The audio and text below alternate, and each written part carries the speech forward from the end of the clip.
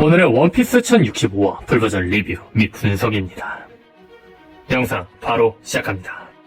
1065화의 첫 시작은 베가펑크를 만나러 가지 않고 써니호에 남은 조로 브룩으로 시작합니다. 써니호에 있는 조로는 말합니다. 정부의 섬이다. 저 녀석들이 붙잡히면 누가 구하냐. 이에 브룩이 답하죠. 그럴 거라고 생각했습니다. 차 드리겠습니까? 그때 카리브가 이들 앞에 나타나 말하죠. 확실히 와노쿠니를 나갈 수만 있다면 어디든 상관없다 했지만 여기 좀 아니잖아요 나리. 정부의 섬이라니. 이에 조로는 말하죠. 우리 선장의 신세 적군 고맙다. 내려. 이에 카리브는 속으로 생각합니다. 두고 봐라 이 자식들. 그리고 장면은 베가펑크를 만나러 간 나머지 밀짚 모자 해적단으로 전환됩니다. 베가펑크에게 안내를 하고 있는 베가펑크 2호는 에그헤드 섬을 보고 놀라는 밀짚 모자 해적단에게 말합니다. 이 섬의 동력은 불이야. 불은 모든 에너지로 변환할 수 있지. 우리는 무엇을 불태워야 하는가를 계속 연구해왔어. 다만 만약 사라지지 않는 불꽃이 존재한다면. 그런데 그때 베가펑크 2호는 연구소 내부방 문을 잠가버리고 밀짚모 제접단은 방에 갇히게 됩니다. 그리고 이들 앞에 SSG의 기밀병기 루나리아족과 징베이 혈통인자로 만든 세라핌이 등장합니다. 이를 보고 우속은 말합니다. 가능성 1. 징베의 자식. 이어서 나미도 말하죠. 가능성 2. 징베가 어린애가 되어버렸다. 그리고 상디도 말합니다. 가능성 3. 그냥 닮은 사람? 근데 날개도 있고 분위기가 묘한데. 그리고 마지막으로 프랑키도 말하죠. 이 자식아 어린애 모습인데 징베랑 덩치가 비슷해. 안 좋은 예감이 드는 거야. 가능성 4. 파시피스타. 그리고 그때 징베 세라핌이 이들을 향해 레이저를 발사합니다. 밀짚 모자의 적단 모두가 공격을 피하고 우습은 말합니다. 속았다. 역시 정부 사람한테 환영받을 리가 없지. 그리고 이어서 나미가 세라핌 징베를 공격하며 말합니다. 그러니까 징베의 클론이라는 거지. 그런데 그때 나미의 공격을 막고 세라핌 징베는 자연계처럼 다시 회복이 됩니다. 우속은 놀라며 말하죠. 능력자라고? 그런데 그때 세라핌 징베가 자신을 공격한 나미에게 날아오고 나미의 목을 잡습니다. 하지만 그때 상디가 분노하고 징베를 공격하며 말하죠. 니놈 사형이다. 설령 징베라 할지라도.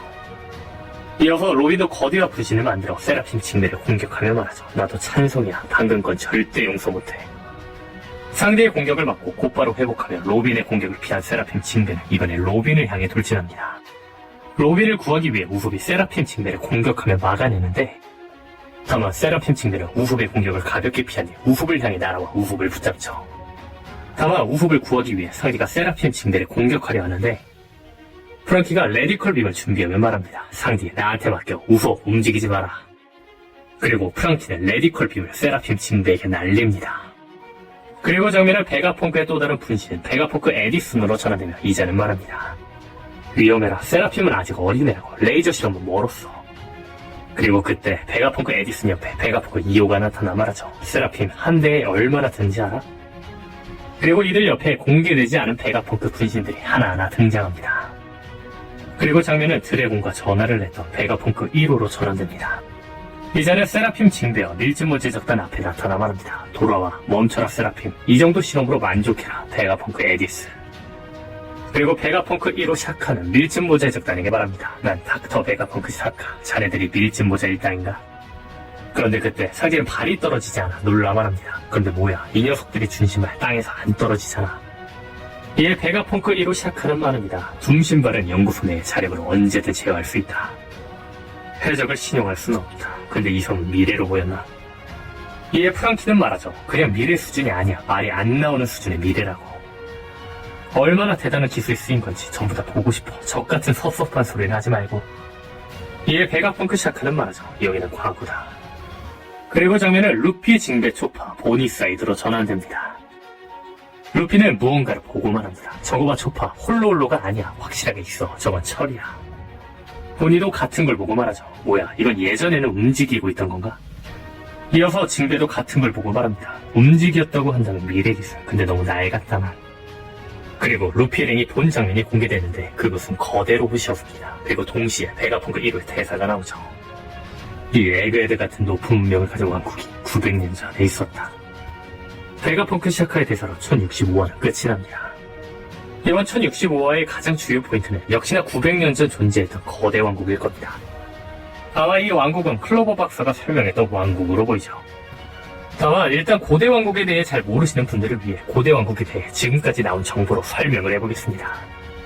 고대 왕국은 클로버 교수가 오하라의 멸망이 임박한 상황에서 처음 언급되었습니다. 클로버 박사에 따르면 포네그리프를 해독함으로써 한 나라의 존재를 알게 되었는데 그 나라는 공백의 100년에 존재했던 거대한 왕국이라고 말합니다. 그리고 그 왕국은 훗날 세계정부라고 불릴 거대한 세력에게 패배하리라 예감하고 적들에게 큰 위협이 될 자신들의 존재와 사상을 미래에 전하고자 모든 진실을 절대로 부서지지 않는 돌에 새겼다고 하죠. 여기까지가 지금까지 공개된 고대 왕국에 대한 정보일 겁니다. 그렇다면 이제는 현재까지 나온 원피스의 정보들로 거대 왕국에 대한 추측을 해보겠습니다. 거대한 왕국에 대한 추측을 하기 위해 일단 첫 번째로 주목할 건 루나리아족입니다.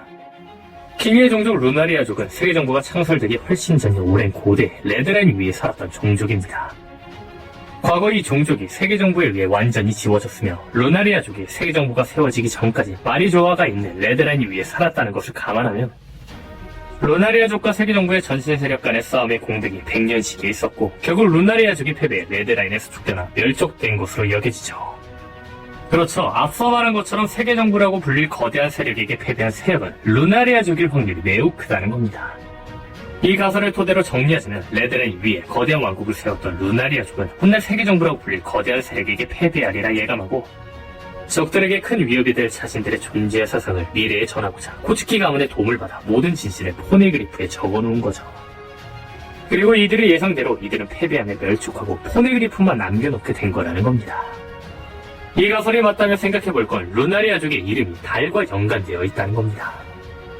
루나리아족이 달과 연관되어 있다면 여기서 주목할 건 NL의 표지 연재입니다.